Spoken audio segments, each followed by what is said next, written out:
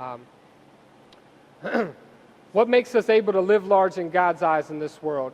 It is an intimate connection to a God that has the keys to every door humanity needs to open, and the cure to everything that brings pain into our life. Prayer is the avenue through which we can see His hand come into our life. As a family, as a church, we will continue to ask the improbable and expect the impossible and receive the unthinkable. We've seen it since day one, since we came to this community, didn't we? I mean, our purpose statement is that we're going to radically impact every single part of life in this community and revolutionize the way that people see God. Who are we to even say that? How ridiculous does that sound? And yet 6 months later, we stand here and look at the transformation of lives. Over 100 people have come to Christ through this little church plant that God has called to do a radical thing. So we're going to keep calling them out and saying, we expect absolutely impossible things to happen. And when the Cleveland Browns call some little dude from Slavic village, I'm getting mad at myself for being surprised anymore, because I realize that God is bigger than anything that we could try to do on our own. All we have to do is tap in and call Him out on it. And we're going to continue to do that and continue to watch God do things that are way bigger than we could ever do on our own. That's the overall prayer of this church, is that we want God to do things that are so radically incredible that nobody can look on the outside and say, man, that Jeff, he's really doing a great job. It's so above what I could ever fulfill, or any of us in this room could ever do, that people have to look at what he's doing in this neighborhood and say, man, that God thing's for real. How did that happen? That's impossible. That's the kind of movement that we're calling out, and we're calling God into this community to fulfill. We got the Release the Past.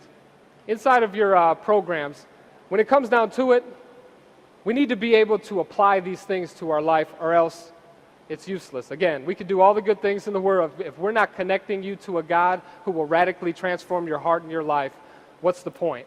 And so applying this to your life, first of all, release the past. What is in your life that takes up massive time?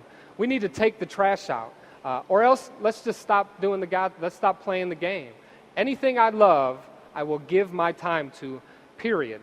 So I'm going to stop saying that I love God until I love Him enough to want to spend time with Him. Whatever that looks like in your personal life, I understand we have jobs, we have things that are concrete, but we need to take the trash out and make time with God, personal, quiet, away from all the noise of the world, time with God, an everyday, constant thing. We need to seize the day. Seize the day. Make God a priority in your daily routine. It's literally in my calendar. It's called Spiritual Fuel, where I wake up at 6 a.m. and this is a 2-hour block of my life. It's an appointment, just like I would have an appointment with one of you guys or whatever it might be. We need to make it a part of our daily routine to meet with God every single day. And then we need to press forward. Listen and obey the guidance that God speaks into your life. I could hear it all I want to hear it.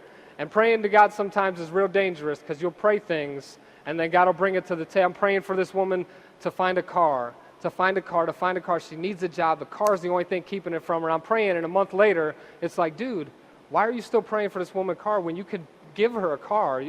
You can be the answer to the prayer and quit just praying about things, but be the answer. So sometimes it's dangerous to meet God and to truly say, truly show me what you have for my life, because He'll reveal a path and a window of opportunity like we talked about. That's absolutely the scariest thing of all time. You know what I'm saying? I prayed to God about 3 years ago what He wanted me to do in my life, and He told me to quit my job and don't worry about the van payment and the insurance payment. I'll take care of that. Go preach in the schools for free.